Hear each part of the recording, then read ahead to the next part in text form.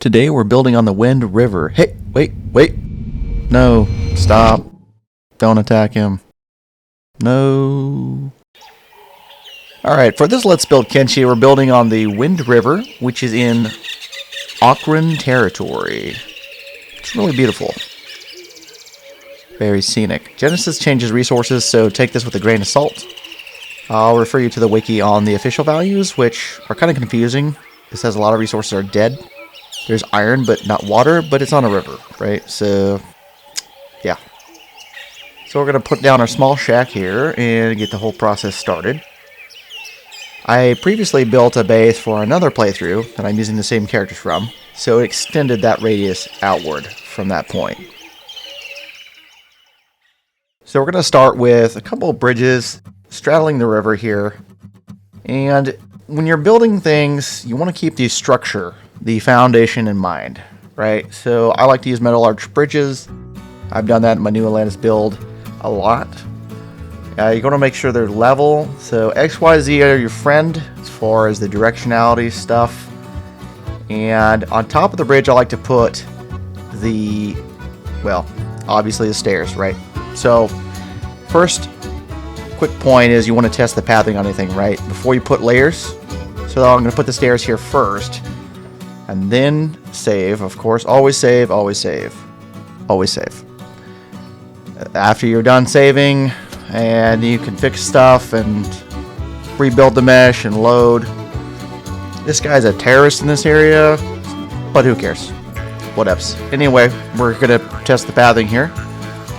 So once you've determined your character can run the length of it, then go ahead and add your additional layers. For me, it's the pontoon bridges. CM more bridge mod for that, and even though I had it at the same height, the bridge for the pontoon differed enough from the metal arch bridge that I had to adjust it anyway. Hence why you always want to test out each part of it. When you think you're good, you're not good until it's all done and you can path. And using Y values with fewer numbers allows you to keep tracks when you cannot eyeball it directly, right? Like across the river, it's easier to use X, Y, Z values, mostly Z and Y here, not X, so that you can kind of keep them parallel. Like this is sped up a lot, but that was a lot of adjustment. But without the coordinates, it would have been even more of a nightmare to do. So keep that in mind when you're building. Math is helpful. You know, just basic numbers. Consistency will help you when you're putting a lot of objects together. And if you use the same yaw, you'll get a straight line. Even if it's at like an angle, that same yaw will allow you to angle it. I wonder why we're using a U shape here. That wouldn't be for any kind of defensive posture, would it? Nah.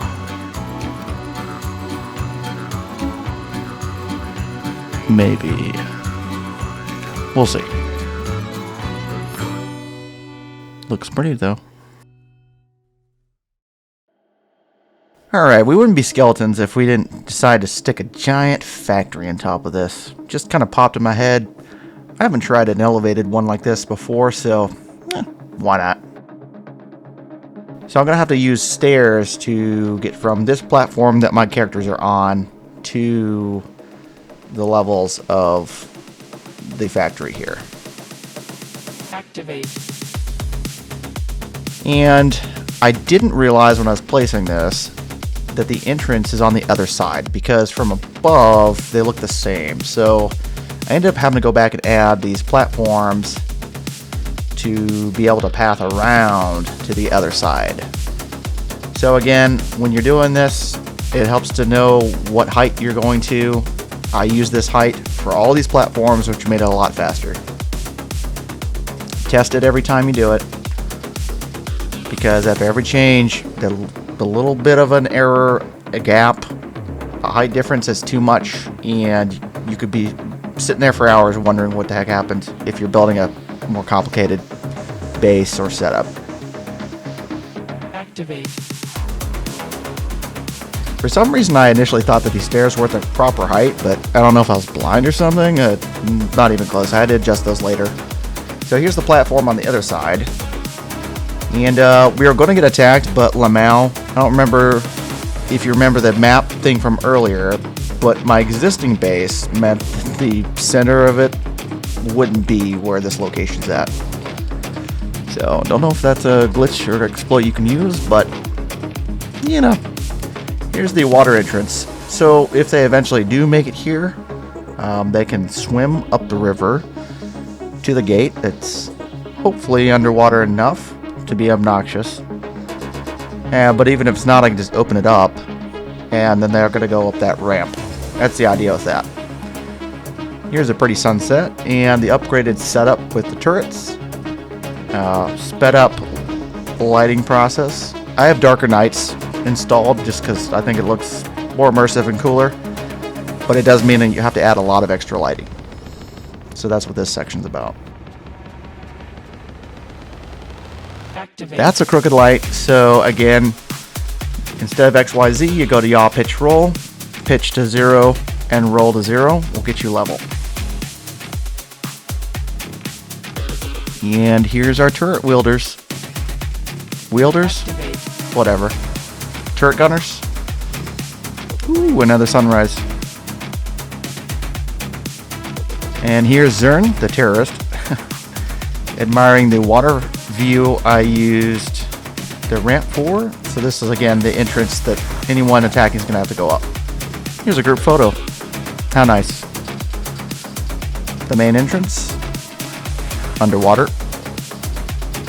Totally cheese, but while you could make an outpost that's much smaller of an imprint here, you know, like original concept for me was just like kind of tower and wind turbine and stuff, but I just figured since it was 4 skeletons, they would put a factory here instead. So if this wasn't in your town radius, I could have used the pre-population exploit. I've got it in like my gut videos, Let's Build Kenshi Gut, but since I didn't have that ability, given that it was in my town radius, I just decided to build a couple things to show how big this space is, for one, and also just kinds of the work center, you know, layouts you can do. And this is more of a skeleton utilitarian layout, you know, craft some armor, some weapons, and things like that. Now to make the weapons and armor, of course, we're going to need fabric, because when you get to the more advanced levels, you're going to need that. Also, to get that more scrap house look that you've seen in the scrap house, the Black Desert City, you can use this random assortment of junk piles and kind of string them together to get whatever look you want there. And I'm not sure what all these objects are from. I have the mod list of all my mods that I use in Kenshi at the end of the video. It's a text file, so it's kind of boring. But if you want to know specifically, that's it. A lot of these things are like probably from Forgotten Buildings, CM More Building, things like that. So here's a kind of tour, first person. I like to, in a lot of my builds, show things in first person just because I think it's more immersive than some top-down viewpoint. So you got some skeleton repair beds, some machine blocks, some, you know, broken drones to repair, things like that. This place is massive, so you could just go do whatever you want with it. You can pretty much have one building, and that's it. Oh, what's this? This wouldn't be an advertisement, would it? No. It's totally an advertisement. So here's all the Let's Build Kenshi's videos I've done. I mentioned God earlier. New Atlantis is a mod I'm working on. There's a ton of them. So if you want to see other places and techniques, check any of those things out. Alright, so outside, obviously we're going to need some iron ore facilities here to get the production going. I mentioned hemp earlier, so we're going to use hydroponics just because hydroponics rock. We're going to use indoor wells. I think that's a mod as well. For the inside of the scrap house, there's a couple different versions of walls. So here's like there's two kinds of barriers. You can use like the randomized like barriers that are worn, or the good barriers.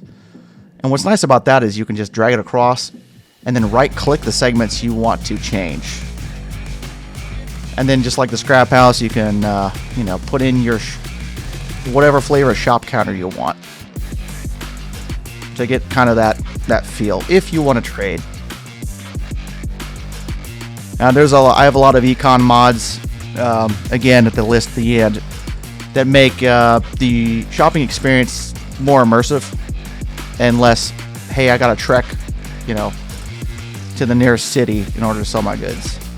Or I've got 3 people fighting over, the bandages I've got instead of the 30,000, piece of armor or whatever I'm trying to actually sell. So econ mods, to me, make Kenshi more immersive. They're fun. So here's the skeletons, doing their thing, refinery, and you can actually combine some of these things. So there's like a hybrid, if you will, that makes iron plates. But here's our small squad. They're just doing their thing. Peaceful skeletons. Living their best lives. I don't see what problem the Holy Nation has with them. They're just being productive little guys. Just on the river. Chill next to the Armor King. Look at that.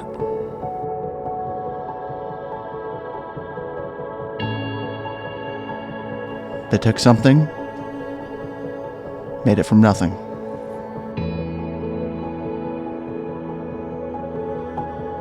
The future looks bright. We can peacefully coexist.